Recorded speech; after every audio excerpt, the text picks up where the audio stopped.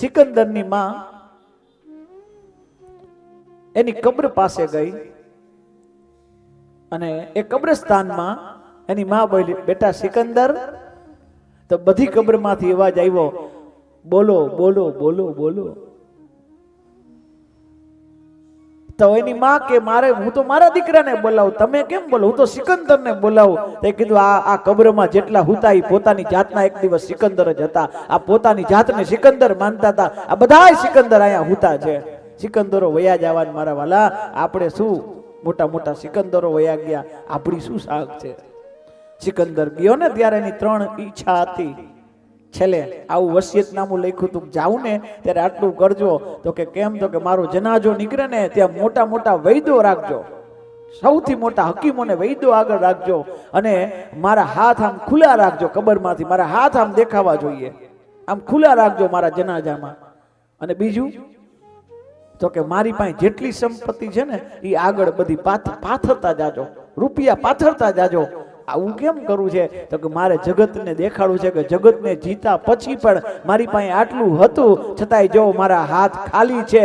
આ વૈદો મને બચાવી ન હઈગા અને મારી સંપત્તિએ મને બચાવવા ન હઈગો. હું આવ્યો છું તો જવાનું નિશ્ચિત છે. એમ જેમ એને ખબર પડી એમ આપણે ખબર પડવી જોઈએ, આવ્યા છીએ તો જવાનું જવાનું જવાનું. એક દિન જાવું હરિના ધામમાં, એક દિન જાવું હરિના ધામમાં.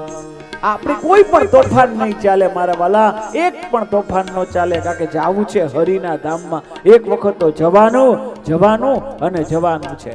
જોજો દિવસે ઓચિંતો આવશે, જોજો દિવસ જોને હોજે તો આવશે. જોજો દિવસે તો ઓચિંતો આવશે, જોજો દિવસે ઓચિંતો આવશે. રહેશો ગોવિંદના ગણમાં, એક દિન જાવું હરિના ધામમાં, એક દિન જાવું હરિના ધામમાં, એક દિન જાવું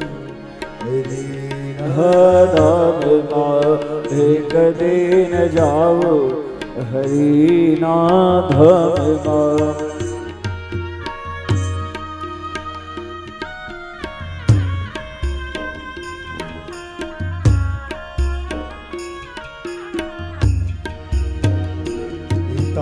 મોટા મોટા બંગલા રે,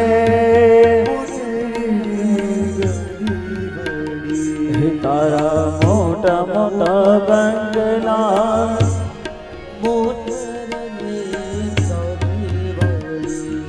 તારા મોટા મોટા બંગલા રે, મોટે ગાડી વાળી. તારા મોટા મોટા બંગલા રે, મોટર ને ગાડી વાળી.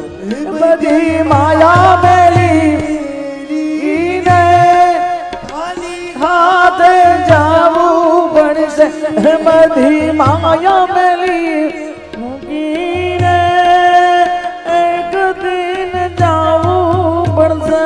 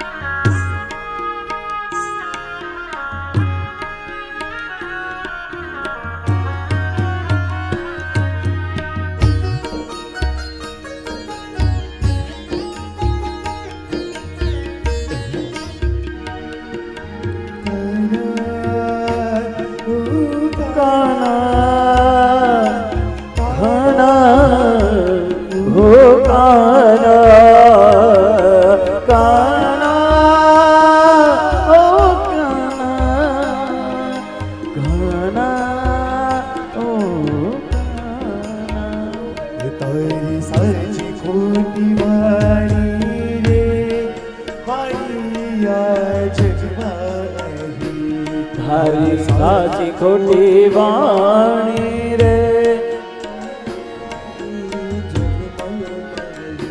તારી સાચી ખોટી વાણી રે વાણી આ જગમાં તારી ખોટી વાણી રે વાણિયા જગમાં તારો પંખીડાનો મારો રે પલકમાં વિકાઈ જશે તારો પંછીડાનો માળો રે